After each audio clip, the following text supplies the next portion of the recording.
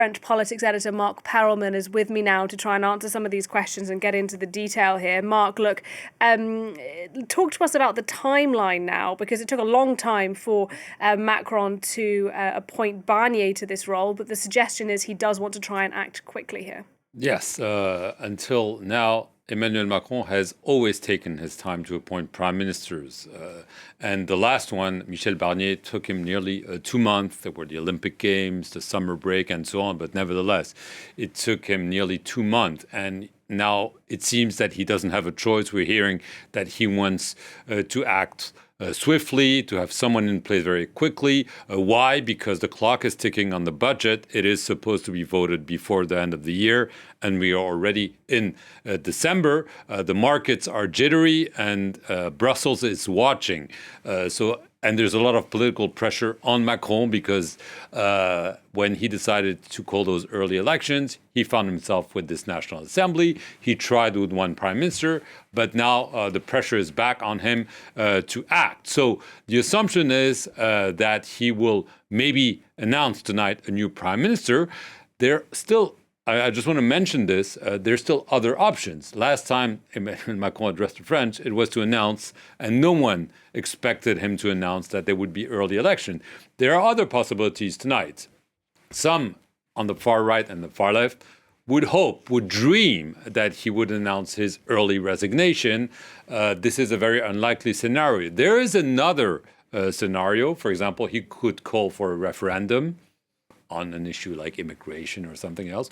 Or he could invoke Article 16 of the Constitution, whereby he would be given full powers. This is only if there is a grave and immediate threat to the functioning of the French institutions. This doesn't seem to be the case right now. It was used only once back in 1961 when there was a coup attempt in Algeria. At the time, Algeria was still a French territory, and there was a coup attempt. General de Gaulle used Article 16. This is the one and only time. It's an unlikely scenario, obviously, but you should keep this in mind. We're waiting for the name of the prime minister tonight. This is the assumption that there should be a new prime minister, but everything is still up in the air because we are in uncharted territory. Okay, so you're saying maybe tonight. Do we know who it might be? Well, he had lunch with François Bayrou. This could be an indication or not, because there's a whole list of people who were told by Emmanuel Macron, tomorrow you will be appointed prime minister, and ended up not being appointed. We know that he hesitates a lot, he procrastinates, he waits until last moment, changes his mind. But there are essentially two options. One would be his defense minister, Sébastien Lecornu, who comes from the Conservative Party, but was an early ally of Emmanuel Macron. He's been part of all his government. He has a fairly decent relationship with the National Rally. There were reports that he actually had a dinner with Marine Le Pen not that long ago. So the assumption is that he could work with the Macron camp, the Conservatives, and have, if not the support, at least not the opposition from the National Rally. This would allow him to function.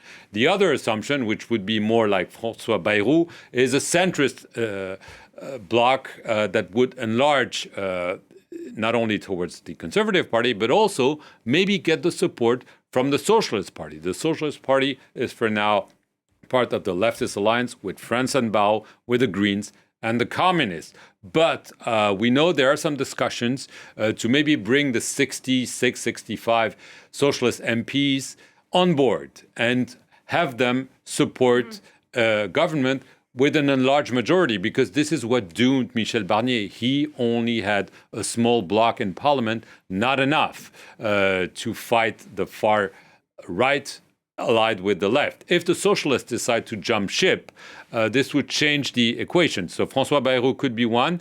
Former Socialist Prime Minister Bernard Cazeneuve, whose name was already bandied around when Michel Barnier was appointed, could be another solution. The obvious problem with this is, how do you agree on policies? How do you agree on the pension reform? The left want this to be abrogated. The Macron camp, obviously not, and the Conservatives, absolutely not. So it's easy in theory to enlarge your majority, but when it comes to actual policies, it's very difficult. So obviously, we'll have to wait for Macron to announce something to the French. We cannot imagine that he would just say, I'm thinking about the prime minister, let's wait another few weeks. He cannot do this. He's a weakened president. He needs to show decisiveness and see if the next prime minister can be more successful than the outgoing one. All right, that's at 8 o'clock this evening. We'll bring that to you live when Macron starts to speak. Thanks very much, Marc Perelman there.